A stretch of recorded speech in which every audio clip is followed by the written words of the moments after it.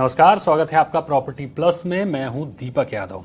देखते ही देखते 2020 तकरीबन विदा ले चुका है। इस बीच कोरोना जैसे वायरस ने पूरी दुनिया की अर्थव्यवस्था को मुंह के बल गिरा दिया है। पूरी दुनिया में कोरोना की वजह से अब तक करीब 17 लाख लोगों की जानें जा चुकी हैं। तमाम सेक्टर मंदी के दौर से गुजर रहे हैं, यानी इतिहास के काले पन्नों में दर्ज होने के लिए 2020 सभी तरह की योग्यताएं रखता है। लेकिन 2020 में भारतीय रियल एस्टेट ने किस तरह से प्रदर्शन किया, बिक्री और लॉन्च किस तरह के रहे, सरकार और डेवलपर्स ने किस तरह की रणनीतियों पर काम किया, किस तरह के ट्रेंड उभर कर सामने आए, यानी कोविड-19 की इस महामारी में जिस तरह की आपदा थी उसमें कैसे अवसर निकल कर आए, मार्च में पहले लॉकडाउन के बाद से 2020 के समापन तक किस तरह की चाल रही भारतीय रियल एस्टेट की, वो जानने समझने की कोशिश करेंगे। बड़ा ही शानदार पैनल आज हमारे साथ मौजूद है और इस पैनल में तमाम अनुभवी हैं जिनके अनुभव को आज हम खंगालेंगे और उनसे जानने की कोशिश करेंगे कि 2020 के रियल एस्टेट को किस तरह से देखते हैं। और अगले आधे घंटे आप बने रहिए, क्योंकि ये अगले आधे घंटे आपको रियल एस्टेट की पूरी ABCD बताएंगे कि 2020 में रियल एस्टेट कैसा रहा। तो सबसे पहले उनका परिचय मैं आपसे कराई देता हूं। हमारे साथ हैं ध्रुव अग्रवाला, ग्रुप CEO, हाउसिंग, मकान और PropWriter.com के। अरविंद नंदन हमारे साथ हैं, MD research and consulting, Savills India. Amit Goenka हमारे साथ हैं, MD निसस फाइनेंस। और गुलाम जिया, ED नाइट फ्रैंक। आप सभी मेहमानों का बहुत बहुत स्वागत है। प्रॉपर्टी की प्राइसेस बढ़ नहीं रहे हैं, सरकार तमाम तरह की छूट दे रही है। निफ्टी का जो रियल्टी इंडेक्स है वो इस समय हाई पर है, 2010 में करीब 500 के ऊपर था और आज 300 के स्तर पर आ चुका है। ऐसे में एम्बेसी और रहेजा की रीट्स को अगर हम देखें तो वो भी काफी सक्सेसफुल रही हैं। दूसरी ओर प्रेस्टीज, DLF और ब्रिगेड जैसे ग्रुप हैं, वो भी अपना रीट लाने की पूरी तरह से तैयारी कर चुके हैं। तो क्या ये मान के चलें कि निवेशक जो है वो फिजिकली निवेश करने की बजाय जो वर्चुअल ऑप्शन है, जो शेयर मार्केट का ऑप्शन है, उसको तरजीह दे रहा है, उसको ज्यादा प्राथमिकता दे रहा है? दीपक जी, इस समय दुनिया में अनप्रेसिडेंटेड लिक्विडिटी है और ये जो इतना पैसे का इतना बड़ा जो एक समुद्र या सैलाब आ रखा है, वो कहीं ना कहीं निवेश का रास्ता ढूंढ रहा है। ये इस समय इंटरेस्ट रेट का सबसे लोएस्ट रेजिम रहा है हिस्ट्री में। इंडिया में तो खैर 15 साल का सबसे कम इंटरेस्ट दर चल रहा है। दुनिया में भी कहीं ना कहीं नेगेटिव इंटरेस्ट रेट एनवायरनमेंट चल रहा है सब जगह। तो हर निवेशक, हर विदेशी या देसी जो निवेशक है वो कहीं ना कहीं एक स्थायी अपॉर्चुनिटी ढूंढ रहा है, जिसका जो बेनिफिट है वो कैपिटल मार्केट्स में जा रहा है। बिकॉज सबसे आसान होता है कि कैपिटल मार्केट्स में आप इन्वेस्ट करें और आपको जिस समय तक इन्वेस्ट करना है करें, उसका टैक्स बेनिफिट्स अन्य होते हैं और आप अपने समय पर आप उसको एग्जिट कर लें। तो जो आप लिक्विडिटी देख रहे हैं उसकी वजह से ये स्टॉक मार्केट का परफॉर्मेंस रहा है। और डेफिनेटली ये जो 2 रीट्स आए इनमें बहुत भारी सब्सक्रिप्शन रही है। आते समय में भी जो 3 या 4 रीट्स अनाउंस होंगे या जिनकी प्लानिंग चल रही है उसमें भी हमें तकरीबन वही टाइप की उम्मीद लग रही है कि बनी रहेगी। ग्लोबल इन्वेस्टर्स काफी उसको सराहेंगे।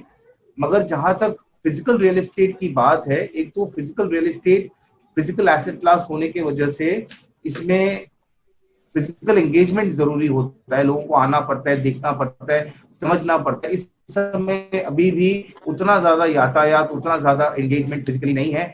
ध्रुव ने ऑलरेडी बताया कि डिजिटल ट्रांसफॉर्मेशन काफी हद तक बढ़ चुका है। लोग अब काफी हद तक कोशिश कर रहे हैं कि डिजिटल माध्यम से उस प्रॉपर्टी का चुनाव करें। होगा कि लॉकडाउन खुलने के बाद होम लोन पर जो रिपोर्ट्स आ रही हैं वो ये कह रही हैं कि होम लोन काफी बढ़ा है, डिसबर्समेंट काफी तेजी के साथ बढ़ा है। ऐसे में समझना ये है, आप बेहतर बता सकते हैं कि ये जो होम लोन बढ़ा है वो वॉल्यूम में बढ़ा है या वैल्यू में बढ़ा है? मुझे लगता है दोनों में बढ़ा है। बिकॉज अगर मैं HDFC का ही स्टेटमेंट लूं, उनका ये कहना था कि अक्टूबर में उन्होंने अपने हिस्ट्री का सबसे ज्यादा तादाद में लोन रिसीव और प्रोसेस किया है। तो ये तो नंबर की बात हो गई, वॉल्यूम की बात हो गई। उन्होंने ये भी कहा कि पिछले 5 वर्षों में हमने इतना पैसा कभी नहीं बांटा है या इतना पैसा कभी सैंक्शन या डिसबर्स नहीं किया है जो इस 2 महीनों में हमने किया है। तो वो वैल्यू की बात हो गई। तो मुझे लगता है दीपक जी, दोनों वैल्यू और वॉल्यूम टर्म्स दोनों में आई थिंक ये बहुत बड़ी बढ़ोतरी हुई है हाउसिंग फाइनेंस कंपनीज की। तो ये जरूरी नहीं है कि अगर इनका ग्रोथ अगर 35% रहा है लास्ट क्वार्टर, तो ये पूरा 35% नए डिमांड के तहत ही रहा हो। पर हाँ, ये बात भी तय है कि काफी हद तक नया डिमांड था, मगर पुराना जो डिमांड था वो भी कई हद तक ये शिफ्ट होकर लॉकडाउन के बाद, क्योंकि जब इंटरेस्ट रेट घटे और 7% के नीचे जब मॉर्गेज रेट जाने लगे तो हर एनबीएफसी, हर बैंक ये रेट ऑफर करने की स्थिति में नहीं था। कई सारे ऐसे एनबीएफसी हैं जो आज भी 8, 8.5% मेंटेन किए पड़े हैं। तो इसका जो दर्द है वो सहनीय नहीं था, तो कई लोगों ने एचडीएफसी, एलआईसी और कई और जो पुख्ता इंस्टीट्यूशंस हैं उनके तरफ अपना फाइल मूव किया है। तो जो ग्रोथ है वो कंसोलिडेशन का भी पार्ट है और एक्चुअल डिमांड करना चाहूंगा ये बना रहेगा, चाहे वो एनवायरमेंटल लॉज वगैरह हों, और एनवायरमेंटल और पोल्यूशन क्लियरेंस काफी मैंडेटरी है कोई भी बिल्डिंग परमिट्स में, मगर कैपिटल मार्केट्स और इन्वेस्टर्स एक्चुअली इस पर बहुत ज्यादा ध्यान दे रहे हैं। तो आज अगर आप देखेंगे तो हमसे लेकर कोई भी और इंस्टीट्यूशनल इन्वेस्टर जो है वो इन्वेस्टी कंपनी का ESG नॉर्म चेक कर ही रहा है कि वो एनवायरमेंटल, सोशल और गवर्नेंस पर कहां तक खरा उतरता है। उसके बिना ना ही कोई लार्ज ग्लोबल फंड, ना ही इंस्टीट्यूशनल कैपिटल, ना ही कोई इंटरनेशनल इन्वेस्टर आपको पैसा देने को रेडी होने वाला है। बिल्कुल। तो आज जब हम कंसोलिडेशन देख रहे हैं, आज हम देख रहे हैं कि 20, 25, 30% डेवलपर बचेंगे, ये कॉर्पोरेट डेवलपर्स हैं, ये सारे के सारे आज इंस्टीट्यूशनल कैपिटल, ग्लोबल कैपिटल की तरफ चल रहे हैं, उनको विदेशी मुद्रा मिल रही है, बिना एनवायरमेंटल सेंसिटिविटी के उनको ये मुद्रा मिल ही नहीं सकती। तो ये बात तो तय है कि कैपिटल डिटरमाइन करेगा एनवायरमेंटल सेंसिटिविटी। 2020 में रियल एस्टेट के ग्राफ में काफी उथल पुथल देखने को मिली, जिसको संभालने के सरकार और डेवलपर संगठन ने काफी कोशिशें की। कोरोना की मार का असर दूसरी तिमाही में जरूर देखने को मिला, लेकिन तीसरी तिमाही में घरों की बिक्री के आंकड़ों ने चौंका दिया। निवेशक फिजिकली हाउसिंग मार्केट में जाने से बच रहा है, लेकिन वर्चुअल ऑप्शन को वो बिल्कुल तरजीह दे रहा है और उस ओर निवेश करने की पूरी कोशिश कर रहा है। हालांकि एक बात जिस पर सभी एकमत नजर आ रहे हैं वो ये है कि आज की डेट में जो एंड यूजर है, यानी अगर आप रहने के लिए घर देख रहे हैं या खरीदना चाहते हैं, तो वो बिल्कुल सटीक मुफीद समय है। तो 2020 में रियल्टी सेक्टर पर इन्हीं अनुभवों के साथ विदा लेते हैं।